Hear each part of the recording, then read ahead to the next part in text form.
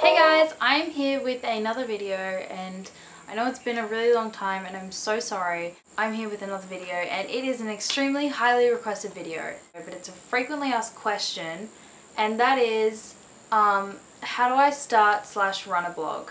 So I'm just going to give you 3 or 4 tips answering this question because I've been asked it so many times, it's unbelievable. It's just what worked for me, and yeah. So let's get started. Number 1 tip for starting a blog is write about what you love. So it's basically a self-explanatory sort of thing. If you really like fashion and you have a lot to say about fashion, then make a fashion blog. And if you love cooking, write a cooking blog. And it seems really obvious. It's really important because if you choose something that you don't love, you're going to run out of content, you're going to run out of things to say, and I mean it's a lot of posts, and it's a, you know, if you want to keep it running for a long time, and yeah, just write about what you love. Tip number 2 is choose your platform. So when you first start up, I would suggest using an easy platform to work with like Blogger, which is what I used when I first started up. Blogger is just what worked for me in the beginning, but WordPress is also great too. So I would suggest looking at an article on IFB, which is Independent Fashion Bloggers. It's just about choosing the right platform for you and your blog. So I will link that down below. It's a really important factor because obviously your blog is, you know, the design, the layout, it has to be easy to use and you have to be able to understand it. So yeah. Tip number 3 is make friends. So when you first start out, just write comments on other blogs and, you know, like and chat and whatever you want to do.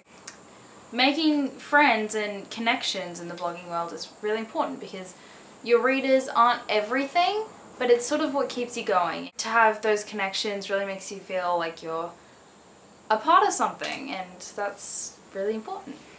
That's all I can think of at the moment for starting a blog. I'm going to move on to my tips for running a blog.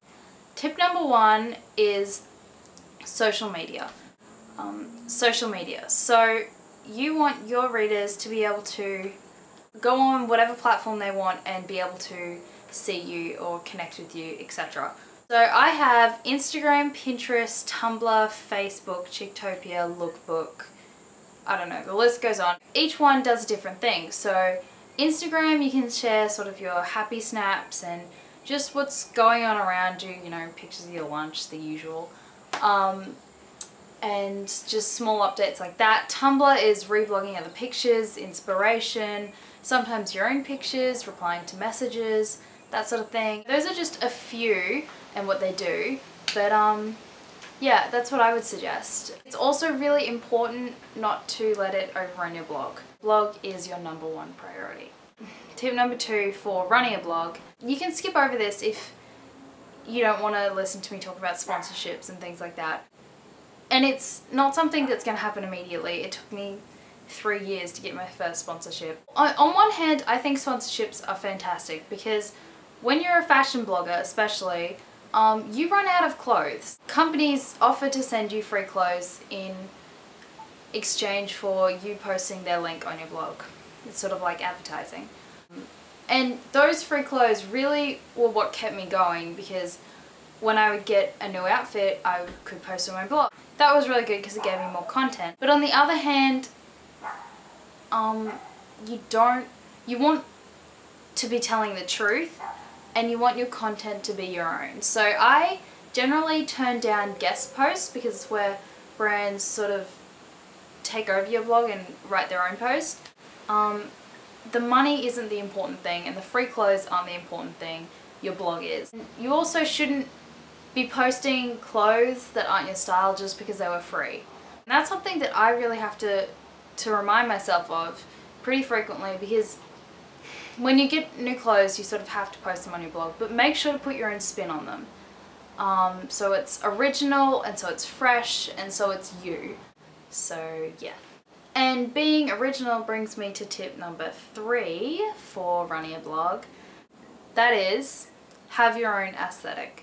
So I'm basically just talking about fashion blogs here, but I guess you can twist it whichever way you want for whatever type of blog you have. But then you have to remember that your blog is your style.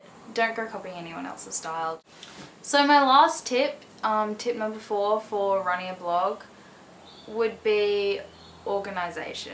So if you can see my floor right now, which you can't, if you could see my floor right now, you'd know that I am not a very organized person, but it's sort of necessary when you're running a blog.